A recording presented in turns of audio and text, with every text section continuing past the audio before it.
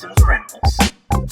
Hey YouTube, Dawson Ryder here, coming at you with a small little bit of BoonBoomger news. We got some new scans. We now bring you a special report from Future Dawson, who had this video ready to go with all the talk about the mecha and the weapon, and then the pictures dropped for the actual power-up, and that's kind of like the main headline. So I'm going to talk about it before handing it off to my past self to talk about the mecha and all that stuff. So we got an actual look at the suit for Boon Red's power-up, the 119 power-up, and I think it looks pretty cool. It's kind of a nice midway point between having that armor like a lot of the power-ups had in recent years, but also changing the suit a little bit. You got kind of this, like, it almost looks like a weird helmet brace, like it's like a helmet that like connects to his neck. It almost feels like it's, oh, you don't want to have neck pain or something, but it changes the helmet and it changes like having this secondary black color. So it does that thing I like, which is my preferred power-up, which is when they change the suit a little bit, kind of like Magi Ranger or Geki Ranger. I just think it's a little bit more cool and unique than the armors. It's not like I've hated all the armors they've ever done. Like, I was a pretty big fan of the Ryusoulger ones, but I usually find that to be pretty boring. But this is kind of like the best of both worlds, Hannah Montana style.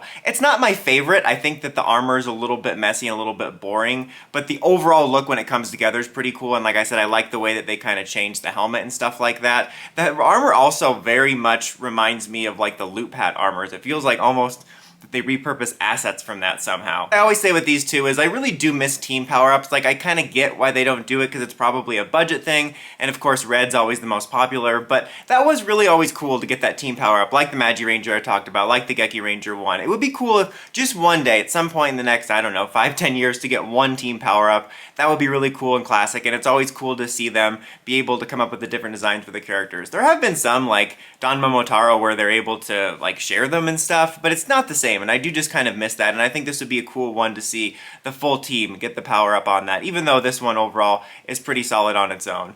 We also have some better looks at the like mecha form when it's on like live action. Like you'll see I'm kind of talking about like, oh, it'll look better in live action when we get to Past Me. You idiot, you were so close to seeing it.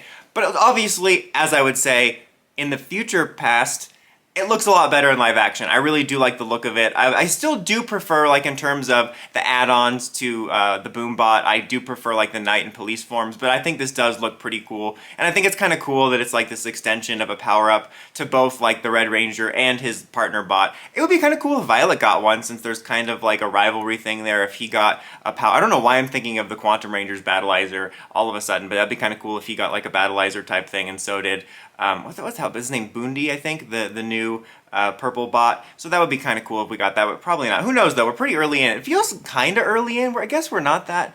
We're like 16 episodes in, I guess. It just feels kind of early for the Red power-up in a way. I'm trying now to remember how close together the debuts of Kimonos and the Gold power-up last year were. I guess they were kind of close, but it just feels like things fast track a lot these days. It's probably just by nature of getting older, but it just felt to me back in the day that the power-ups came a little bit later in the series, but I don't know. It's going to be different for every series.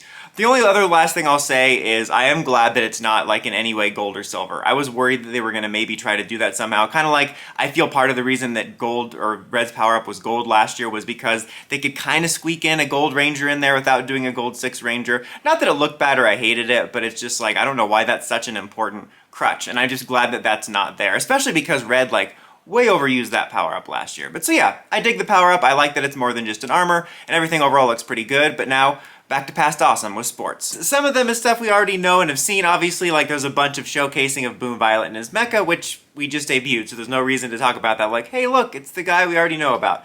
But the main thing to talk about is a new Red mecha as well as a blaster. These are names I've seen around, but now we have official pictures for it. So we have the Leo Rescue, which is the little robot that's like, not a little robot, well it is a little robot, sort of. It's like a little fire truck that becomes an animal. It's actually rather adorable, to be honest. It kind of reminds me of a Candroid for some reason when it's in its little animal form. I don't know why, there's nothing like can about it, but it's got a lot of personality. And then you have the formation it has when it becomes Robo 119 when it transforms with Red's main mecha, and it looks overall fine. It's not my favorite, it's not my least favorite. I do generally like the mecha designs a lot more than I thought. This is something I've talked about numerous times on the channel, but the main Zords, when we first got to look at them, like as individuals, for the most part, were pretty boring. At least the first crop of them. Like, this one is admittedly pretty interesting. I actually really like it. I like the kind of vehicle and animal based one. I think that's kind of cool. And then, you know, the monster monster ones were pretty cool. But even setting that aside, even the boring ones made some pretty cool warrior formations, and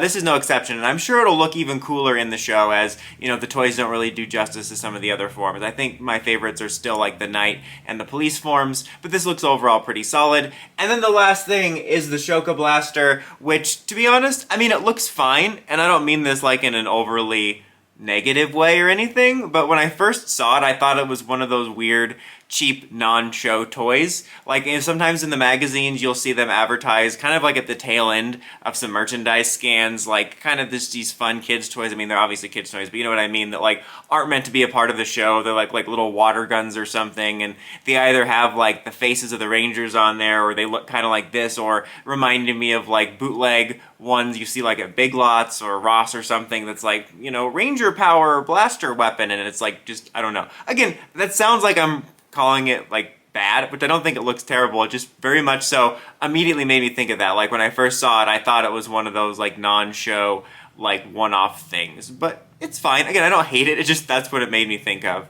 But yeah, these designs look pretty cool. I do appreciate that as we've gone on, I think the designs have gotten more interesting. Like I said, with the Beast one, with this one, with Purples, I think that they've gotten a lot more interesting than that first crop. Like it usually took until they combined with the Mecha to look interesting, whereas these actually are kind of interesting from the get-mo?